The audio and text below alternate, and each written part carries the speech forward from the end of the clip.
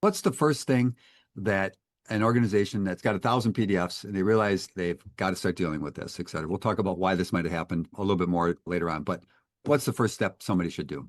Yeah, well, they need to inventory what those are, right? They need to find them all. We have scanning tools that help to manage that sort of thing, to find all those public facing documents and then start to triage them. First, ask yourself, does it need to be on the website, right? Mm, Oftentimes, it's an example I shared with you earlier is an 8-year-old event that happened one time and had a flyer, right? yeah, That the Fourth flyer of is still July live on the parade. web Yeah, and Fourth of nobody July knows. parade from 2010, right? Right. So there's probably a lot across organizations, a lot of documents like that that just don't need to be on the web. I've heard that you can take some of those and if you archive them, you can still make them sort of available, but So you're, there's specific exceptions that you'd want to read the rules and make sure that you're following in this ruling, this DOJ ruling that is.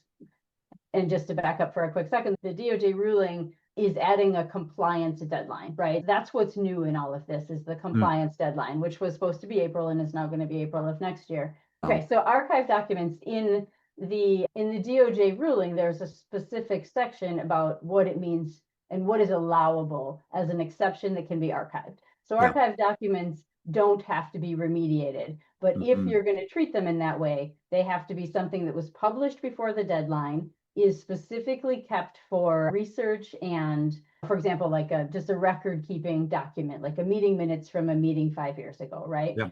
So it's record keeping, it's not going to change, and it's not really an active use. If you take that type of document and put it in an archived section of your website, then you might be in compliance if you follow all those rules, if you meet each one of those bullet points, right?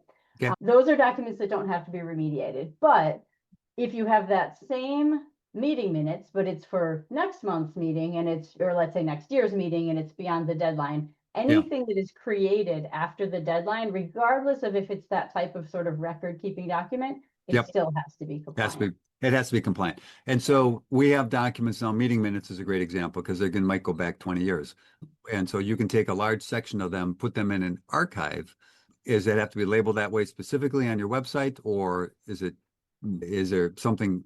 Yeah, there's a little bit of a gray area because the ruling itself doesn't say what that means, precisely what an archive section means, right? Gotcha. And that's the kind of thing that I think are going to, as this evolves, we're all going to figure out, what does Sure. that mean? And it might be defined by lawsuits, or it might be defined by some smart governance moving forward within organizations.